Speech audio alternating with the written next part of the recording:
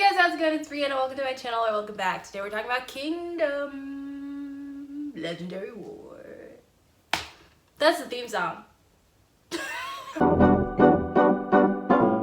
Today we're talking about the first official round of Kingdom, which would be the second and third episodes. And the way that it worked out, this is my first video that I'm filming after the show has already started airing. Just want to talk about like moments that stuck out to me, and then kind of do my ranking of the performances and then my thoughts of the ranking that actually happened.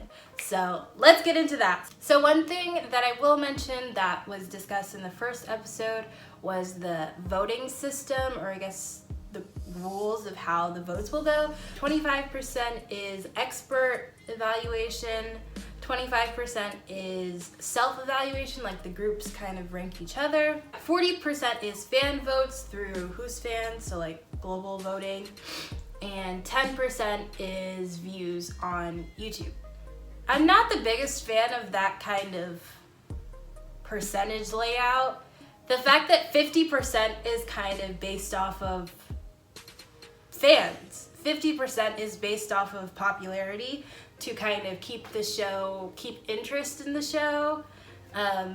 Probably because if you have to vote every other week, then you have to keep watching, you know? So the fact that 50% of the votes, so like the global votes, the Who's Fan votes and the fan votes are so delayed from when the show is airing. So like their actual score won't be known until they've probably filmed.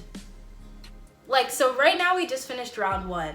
Round one just aired, and now it's voting season for round one. And they already filmed maybe like, they're maybe on the third round or something.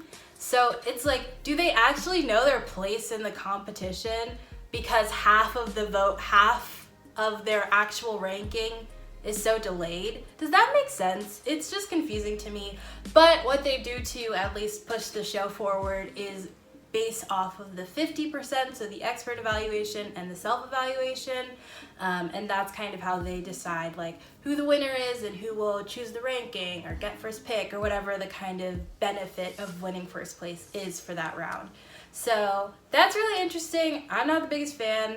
Also, the fact that they will not disclose who the experts are or what they said. Like, I think I could get that it's like, okay, no, it's just a panel of experts and they are non-affiliated or affiliated, which is just like, that's the definition of bias, but whatever. But also I understand how interconnected this industry is. So of course you may have worked with one of these groups or one of their staff members or one of their producers or something like that could, of course, like, is bound to happen. I think they should at least tell them what they said. If you're not gonna say who they are, you can say, well, they didn't like this about your performance, or they really loved this and that's why this was ranked high. That's not hard to do, and it doesn't jeopardize anything or anyone. But whatever, mnet, whatever. So to get into the main meat of this video, let's talk about round one. The theme was to the world. We are NCT, sorry. The theme was, you know, to what they want to showcase to the world. I'll talk kind of in depth about my two favorite performances and then briefly about the other four. My first favorite performance was the Boyz. Everybody act surprised. They did No Air, which, if you know me, if you are a fan of the Boyz, you know how iconic that song is. It's so good. It is my favorite title track. The concept that they went for with this performance was incredible. It was Game of Thrones inspired, which I think is kind of their theme throughout this entire show, is just gonna be kind of like different parts of the Game of Thrones storyline, which I think is really cool. The way that they used fire and ice and the duality of that throughout the performance, like they were ice and the girl was fire, and also the performance started with kind of Juyeon like underwater and then it kind of freezes over. And then it ends with fire and like an explosion. It was so well done. One of my favorite aspects was the kind of point of view with the lens and the two dancers whose hands were like throughout the performance. I thought was amazing. If you watch the full cam, then you see kind of like how they are choreographed and like helping the cameramen. It's amazing. It's so much detail goes into all of these performances. And yeah, I think the members did great when they did the underwater shoot. I loved that. When Younghoon went in to help Sunwoo, I loved that. When Eric did the jump, when Sunwoo almost fell, it was crazy. I'm rambling, but I loved every single part of that performance. So yeah, very enjoyable. I love those dudes. The boys got third. Third is like a really, I feel like, this, because it's literally right in the middle. If they go down, then it's like danger zone, and then they go up and it's like, ooh, close to the top. But I don't know, we'll see. So my other favorite performance was ateez. They did Wonderland, which is one of my favorite ateez title tracks that they perform. And they went for, you know, their, I would say, signature, a pirate ship. I loved how theatrical it felt. I loved how you were kind of following a storyline, and it was just fun to watch. And the members, like, they all had their moments where they were highlighted. When Jongho did that note, when Hongjoon was like, "Gotcha!" Oh my god, there was so many just really good, great moments in that performance. I couldn't really identify why I didn't love their intro performance, but whatever was lacking there was like in this performance. I loved it so much. So ateez got first, and I love that for them. I love it. I'm so like happy for them, especially because they were like 4th or 5th in the first round, in the intro round, and then they got this. I'm so happy. I loved their performance. I feel like it was really well done, so I think they deserve it. So kind of briefly on the other groups, I feel like everyone did so great this round. So great. SF9, I need to talk about SF9. Their performance was amazing. They did Now or Never, which I guess is also called Jealous. I didn't know that. But they themed it around, I think, a story or a movie called Perfume, where the dude is like so obsessed with like the way that women smells, and then he kills them so that he can smell like them. Something like that. I don't remember. It's just like a creepy kind of horror thing.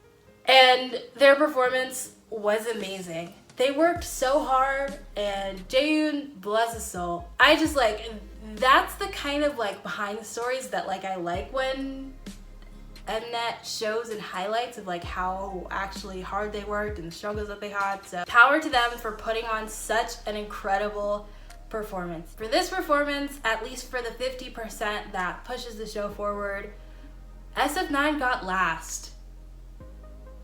And no, like their performance was so good. It was so sad to see how discouraged they were by that.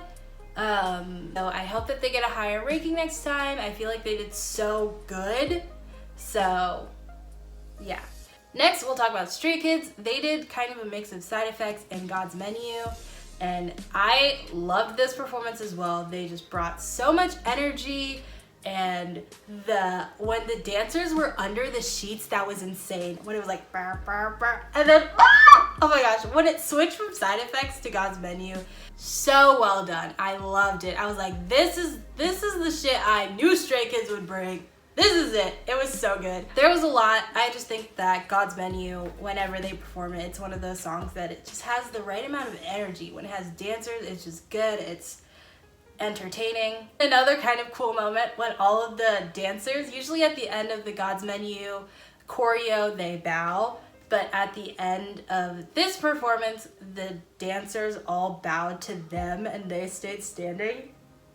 It was so good. I really loved it. Very happy for Stray Kids, and they ranked 2nd. Next, really quickly, we'll talk about ikon. They also ranked pretty low. They got 5th, and they did a mashup of Love Scenario and Killing Me, and I really liked it. Like, from last week's perspective, I was like, oh my gosh, it's so like, it's like a musical and it's fun, but kind of in the comparison of the full 6 groups, I think that what ateez did was also theatrical in a way that felt more complete and connected. So I could see that, but I love Scenario. Come on. They said we gotta applaud the big guns. To the world, have you heard this song? The world, yes, we have actually. Yeah, Love Scenario, great song. Glad they did it. But if they did do it by itself, it would have been like, we know. So I'm glad that they also put in Killing Me and kind of put in that dance break, and then when they're all dancing, it was also really good. Very enjoyable. I'm really liking watching their performances. I'm never bored when they're performing, so yes. Lastly, we'll talk about btob, and they did Missing You. And I think this one was my least favorite kind of overall vocals. And I really like that song. The lyrics are really you know? So very enjoyable, but for this round it was probably my least favorite. Usually when a group does original choreo for like a revised performance, I'm like, yeah, you can do it, of course. And ateez did a lot of that, but I feel like they altered it in a way that made it work for this space. In Missing You, when btob did the choreo for the chorus, I think in the first kind of chorus, it felt so off for me that I was like, I don't know what's going on here. So I didn't really like that. And they ended up ranking 4th.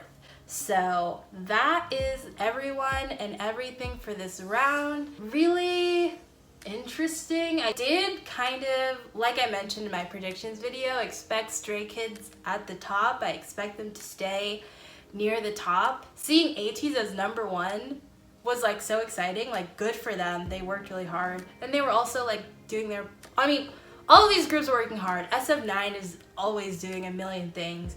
ateez was promoting, the Boyz were doing their Japanese stuff, so like, these dudes are busy all the time, so for them to also be doing this and preparing these like really elaborate stages is like power to them.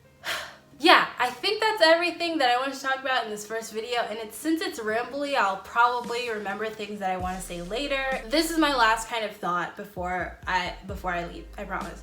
I'm wondering which 3 groups you think had the lower budget, and if you think it impacted the scoring, you know, if the people thought that way. But anyways, that's everything. I hope you enjoyed this video. Let me know what your thoughts were on this ranking, on this round, on the performances, who was your favorite, all that good stuff. I love hearing it, so leave it. Thanks for watching. Like this video if you liked it, subscribe if you feel like it, and I'll see you guys in my next one. Bye!